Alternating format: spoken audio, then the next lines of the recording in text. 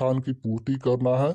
और यहाँ पर लिखा गया है कि बच्चों ने निम्न सारणी के अनुसार अपने विद्यालय की लाइब्रेरी से किताबें पढ़ने के लिए लिया। यहाँ पर ये दिया गया है और इसी के आधार पर सभी क्वेश्चन का उत्तर देना है, यानी पांचों क्वेश्चन का उत्तर देना है।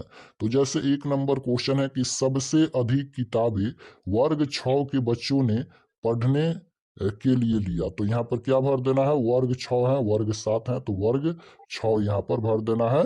सबसे अधिक किताबें वर्ग 6 के बच्चों ने पढ़ने के लिए लिया।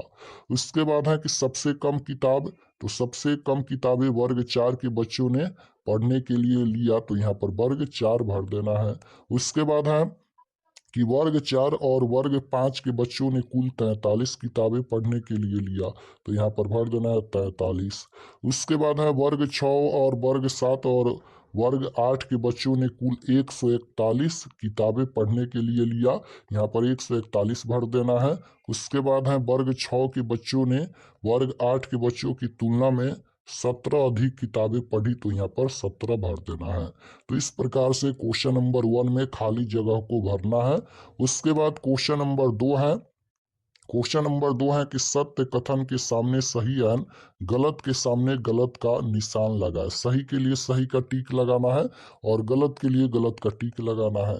जैसे पहला नंबर क्वेश्चन है कि 144 एक वर्ग 144 एक पूर्ण वर्ग संख्या है और इसका वर्गमूल 12 होता है। बिल्कुल सही है, क्योंकि 144 का वर्गमूल कितना होता है, 12 होता है। 12 में 12 से गुना करेंगे तो कितना हो जाएगा, 144 हो जाएगा।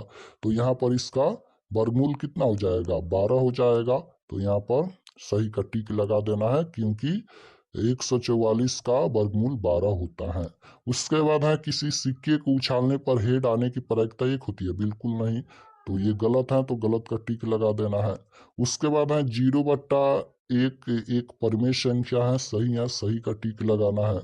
उसके बाद है लूडो के पासे को फेंकने पर 7 आने की प्रायिकता 0 है। ये भी सही है, सही का टिक लगाना है। उसके बाद है 6, 8, 10 एक पाइथागोरस त्रिक है। ये भी सही है, तो सही का टिक लगा देना है।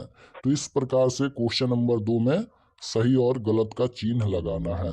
उसके बाद क्वेश्चन नंबर 3 है स्तंभ अ का स्तंभ ब से सही सही मिलान कीजिए। मिलान करना है, यह स्तंभ अ है, यह स्तंभ ब है, इसको मिलान करना है।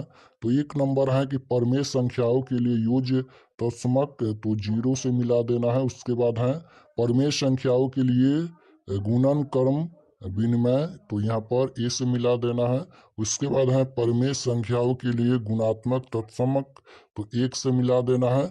उसके बाद है कि परमेय संख्याओं के वितरकता, तो यहाँ पर ई से मिला देना है। उसके बाद है गुणन के अंतर्गत संवृत, तो इसे मिला देना है सी नंबर से।